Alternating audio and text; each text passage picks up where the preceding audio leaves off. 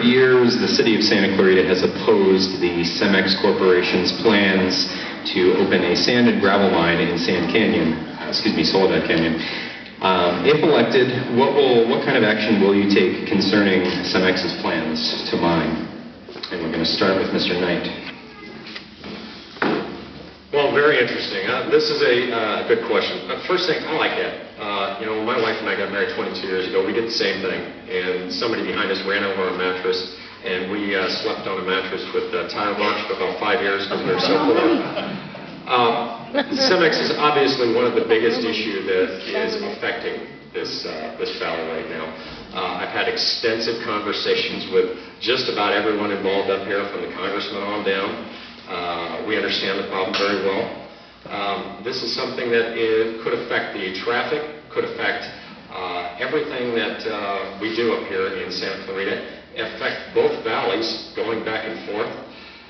This is something that I have said I have opposed. We have worked with this, but this has been going on for about 10, 11 years now. And so we might have to take a more proactive stance on this. And I hope that this question would come up. I thought that this was a very valuable question, especially for us three and even the doctor here. But I would like to understand that everyone up here should be opposing this and should work toward that in whatever capacity they get elected.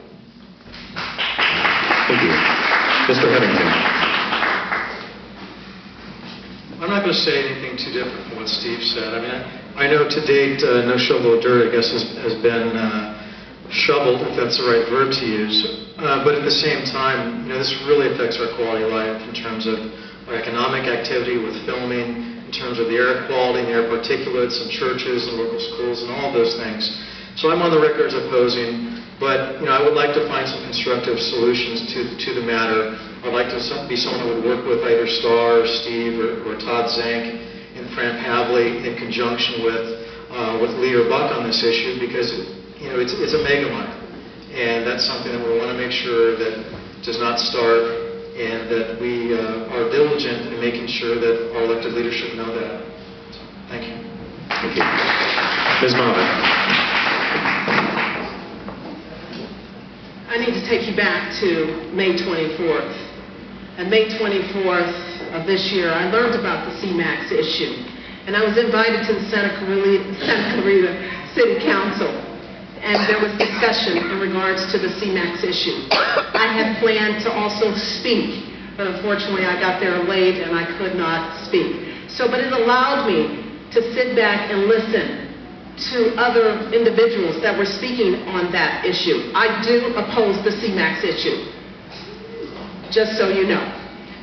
One of the things that I did after I came back from that meeting, because I was so moved as to what the Cemex mega mining project is projected to do. It's projected to mine for 100 years. I did my research as a paralegal. That's what I'm trained to do. Working in the law office, you research matters. So the other issue I looked at was I found that Cemex has already been approved for dynamite blasting permits. And I thought to myself, my God, how could this be happening? And then there was a key person that came into my life, and they educated me on a comparison mining project that happened in Pensacola, Florida. In Pensacola, Florida, they had a mining project, and it took that state, I think it was approximately 25 years before they found the effects of what that mining project was doing to children that were playing in dirt, and this dirt was contaminated, and children who they were losing their hair, they were coming down with cancer, breathing problems. And I say to myself, how in the world with this Cemex project, how could this be happening in Santa Clarita? This is going to have an impact on Lancaster and Palmdale as well. So let me tell you what I did. I did something unique than any other person. I requested the federal government to intervene on this Cemex issue. I actually wrote an environmental justice complaint.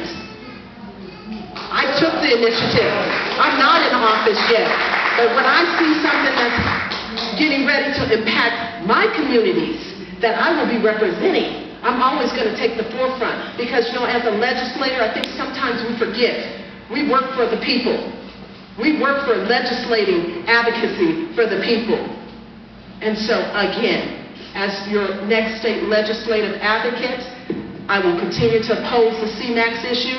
I'm waiting on the federal government, their answer in regards to my Title VI complaint, environmental justice complaint. If any of you want a copy of it, you can email me at starmoffett.com. You can also text me or call me on my cell phone, and I'll get that copy of the complaint to you. But here's a mega mining project where the freeways are going to be impacted, 1,200 to 1,500 trucks per day. Not only that's going to affect our environment, our water tables are going to be infected. Each and every one of you, you need to write your legislators tonight, tomorrow. You oppose the mining project. Thank you. Thank you. And Dr. Rogers.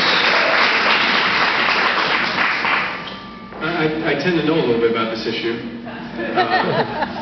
And that's the joke I'll make about it, because it's really no joke. I was out there a couple of weekends ago with Andy Freed, who's over here in the green shirt from SAFE. Andy took me on a tour of the site. And, the first thing I recall, I noticed when I was there, was how windy it was. We're walking up to get there, and it was really, really windy. The dust was blowing around. There's some small brush on the ground, and it's really blowing. And Andy told me a lot about what's going to happen over there. There's going to be blasting multiple times weekly, and that blasting is going to kick up all of this dust and particulate matter, and it's going to blow. And depending on which way the wind is blowing, it'll either blow in this bowl of a valley, or it's going to blow somewhere else. And there's a lot of problems. Not only the health problems from the dust blowing around, but this is going to put 1,200 trucks a day on Highway 14, big rock trucks. Antelope Valley has the longest average commute out of any similar sized city in the United States. 41 and a half minutes. People are often surprised that it's only 41 and a half minutes, but their longest average commute is anywhere in the country for the similar sized community. They also are the largest community with no interstate or U.S. highway that goes through it. This is a state road that's relying upon state funds to repair this road, and you're going to put 1,200 rock trucks a day on it.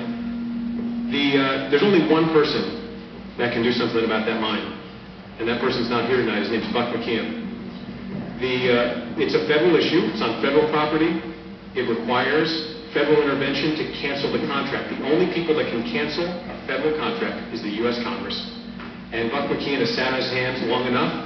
I promise to introduce the bill.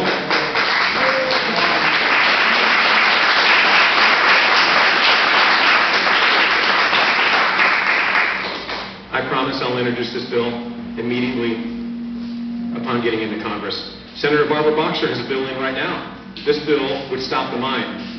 McKeon won't introduce the companion bill in the House.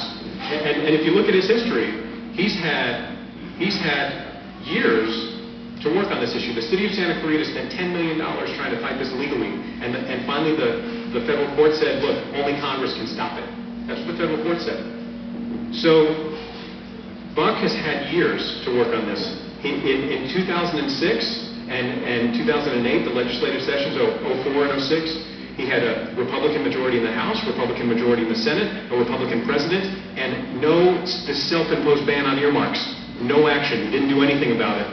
And now he's out there saying I oppose it, that he opposes it, but there's been no action. I'll give you action.